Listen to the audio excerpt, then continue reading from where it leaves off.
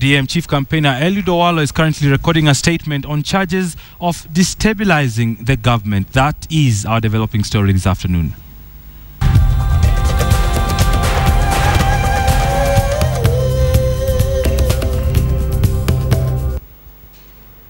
Welcome to the program. Former Prime Minister Raila Odinga's aide Eliud Owalo is at this hour recording a statement at the Criminal Investigations Department headquarters. Owalo was summoned to report before the CID of an alleged plot to destabilize the government. It is the second time in as many weeks that Owalo is presenting himself before the CID officers. Police say that they are looking into claims that Owalo, who is said to be behind a group called the March 4th Movement, has been recruiting youths with the intention of holding protests across the country. Before presenting himself at the CID headquarters, Owalo held a meeting with his lawyers and some members of parliament at the Serena Hotel.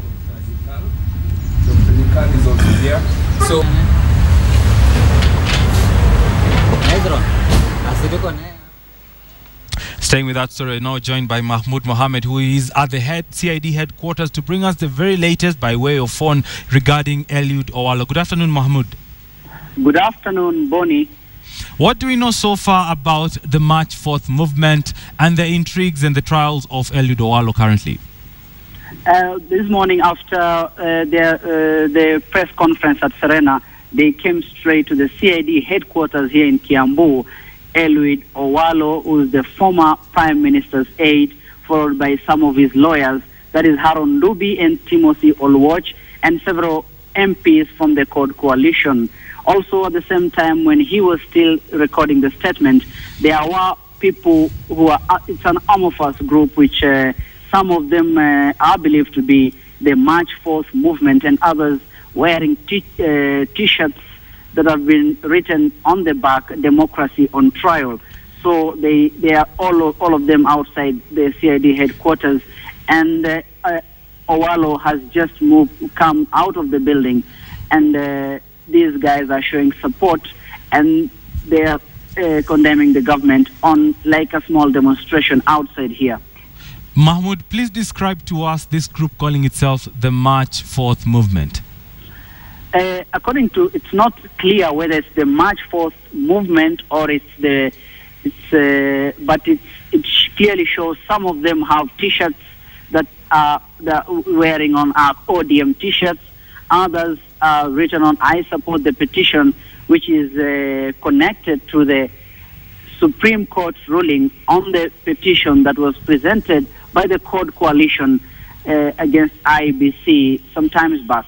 So the group is a very big group, and it's outside here.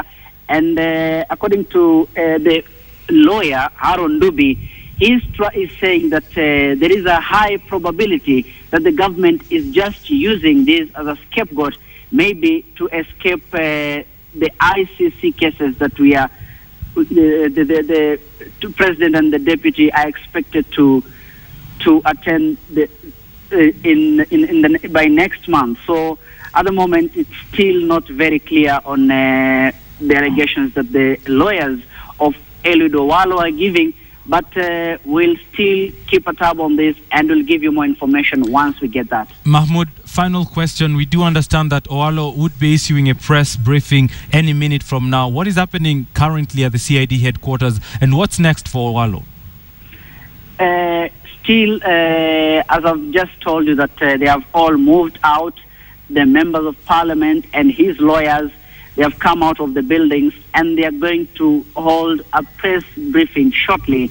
So still, we don't have any further information about this, but we can clearly see that the member of parliament from who support the Code Coalition, we have a Seli Simiu of Kimilili, Timothy Bosira of Kitutu Masaba, and James Nyikal, a same member of parliament. They are all here, and we still see that it's a strong support for Eliud Owalo. So we'll just listen to what they say after the press briefing, and then we can give you the information. All right, Mahmoud Mohammed, many thanks for bringing us that info. And of course, we'll be getting back to you with the very latest regarding that. We do know that ODM, or rather CORD chief campaigner Eliud Owalo, is currently recording a statement at the CID headquarters over charges of having a plot to destabilize the government. That is our developing story, and we'll be giving you that particular story as and when it unfolds.